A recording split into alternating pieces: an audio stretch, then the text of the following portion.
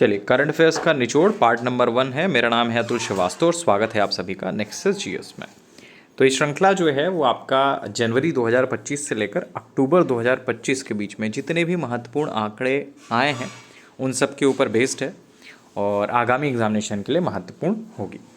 तो यूनेस्को के विश्व जैवमंडल रिजर्व नेटवर्क में हाल ही में किसे शामिल किया गया है? तो किसे शामिल किया गया है? शीत मरुस्थल जैवमंडल रिजर्व को, जो हिमाचल प्रदेश में है। भारतीय क्रिकेट कंट्रोल बोर्ड मतलब बीसीसीआई का 37वां अध्यक्ष किसे चुना गया है? तो भारतीय क्रिकेट कंट्रोल बोर्ड मतलब बीसीसीआई का जो 37वां अध्यक्ष चुना गया है वो आपका मिथुन मन्हास जी को चुना गया है। किसे चुना गया है? मिथुन मन्हास जी को चुना गया है। नेक्स्ट है, फ्रांस के पूर्व राष्ट्रपति निकोलस सरकोजी के बारे में बात करें तो फ्रांस के पूर्व राष्ट्रपति हैं निकोलस सरकोजी। इनको भ्रष्टाचार के आरोप में कितने वर्षों की जेल की सजा सुनाई गई है? तो इनको कितने वर्ष की जेल की सजा सुनाई गई है? 5 वर्ष की। सैफ अंडर 17 चैंपियनशिप 2025 का खिताब किसने जीता? तो सैफ अंडर 17 चैंपियनशिप 2025 का खिताब किसने जीता है? भारत ने बांग्लादेश को हराकर जीता है। अच्छा, आपको बताना है कि सैफ अंडर 17 चैंपियनशिप ये किस खेल से संबंधित है।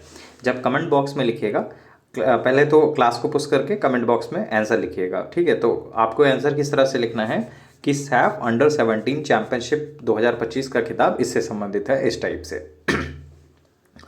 और ये जो श्रृंखला चलाई जा रही है करंट अफेयर्स की, ये सारे एग्जामिनेशंस के लिए महत्वपूर्ण है। भारत में जितने भी एग्जामिनेशंस होते हैं वो सबके लिए महत्वपूर्ण है।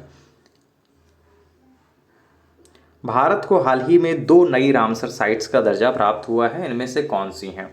तो अभी हाल ही में 28 सितंबर 2025 की बात है, जो लास्ट अपडेशन हुआ था रामसर साइट को लेकर, तो उसमें 2 नई रामसर साइट्स का दर्जा भारत को मिला है। तो कौन कौन सी हैं? ये हैं गोकुल जलाशय और उदयपुर झील। ये दो की दोनों बिहार में स्थित हैं। वर्तमान में जो रामसर स्थलों की संख्या हो गई है वो 93 हो चुकी है। कितनी हो गई है? 93। अगला देखिए क्वेश्चन भी है कि भारत में कुल रामसर स्थलों की संख्या अब कितनी हो गई है? तो 93 हो गई है। एक क्वेश्चन मैं आपसे लोगों से पूछ लेता हूं कि वर्तमान में सर्वाधिक रामसर स्थल वाला जो राज्य है वो कौन सा है? ठीक है, ये आपको कमेंट बॉक्स में लिखना है। दूसरा क्वेश्चन मैं पूछ रहा हूं कि उत्तर प्रदेश में वर्तमान में रामसर स्थलों की संख्या कितनी है? 2 क्वेश्चन मैंने पूछे हैं, फिर ध्यान से सुनिएगा। वर्तमान में उत्तर प्रदेश में रामसर स्थलों की संख्या कितनी है ये आपको बताना है। और दूसरा क्वेश्चन मैंने पूछा है कि जो सबसे अधिक रामसर स्थलों की संख्या है वो किस राज्य में है। ठीक है, 2 क्वेश्चन बताने हैं आपको।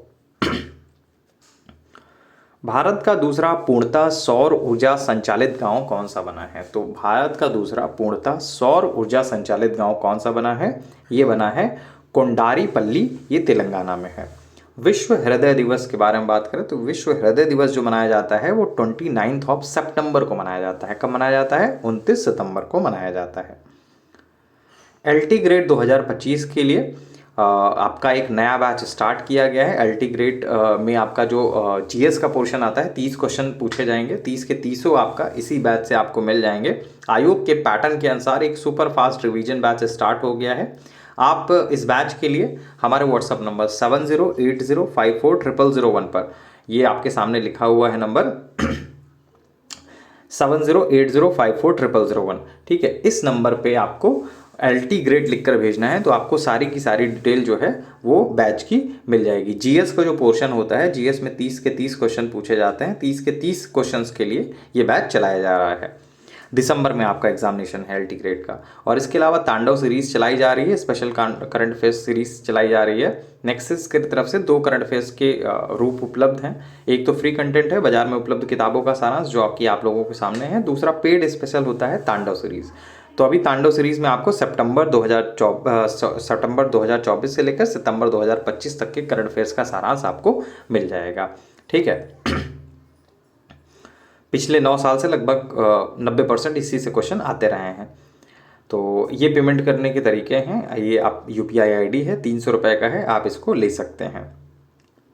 चल, क्रिकेट में एशिया कप 2025 का खिताब किस देश ने जीता है? तो एशिया कप 2025 के खिताब में बहुत सारी प्रॉब्लम्स हुई। जब भारत ने इस टूर्नामेंट को जीत लिया, पाकिस्तान को हराकर जीता था, तो उसके बाद जो पाकिस्तान के हेड थे उन्होंने ट्रॉफी खुद देना चाहा, तो भारतीय खिलाड़ियों ने इनकार कर दिया। उसके बाद पाकिस्तानी जो पर्सन था तो वो उसको लेकर चले गए। ठीक है, तो उस पर्सन का नाम आपको बताना है। ठीक, एशियन क्रिकेट काउंसिल का भी हेड है वो, तो उस पर्सन का नाम आपको बताना है कमेंट बॉक्स में।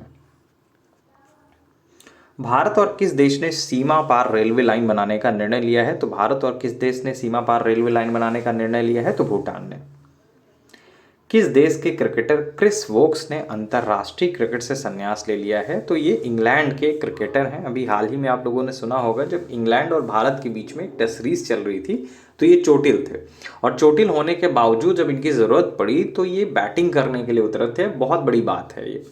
तो किस देश के क्रिकेटर थे क्रिस वोक्स, इन्होंने अंतर्राष्ट्रीय क्रिकेट से संन्यास लिया है? तो इंग्लैंड के क्रिकेटर थे।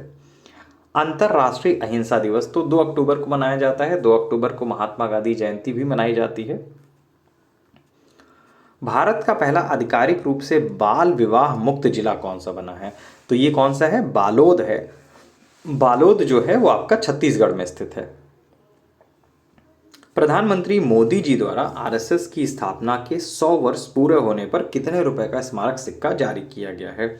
तो 100 रुपए का ही स्मारक सिक्का जो है वो जारी किया गया है।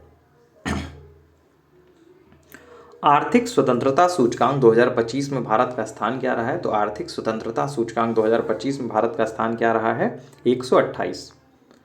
आई am Georgia my root my principle पुस्तक की लेखिका कौन है? तो इनके बारे में संभवतः सभी लोगों को पता होगा। आपका ट्विटर हो या फिर भारतीय इंस्टाग्राम हो, मतलब जो इंडियन यूज़ कर रहे हैं इंस्टाग्राम, तो उसमें ये है कि बहुत ज़्यादा ट्रेंडिंग में रहती हैं। जॉर्जिया मेलोनी की बात कर रहा हूँ मैं।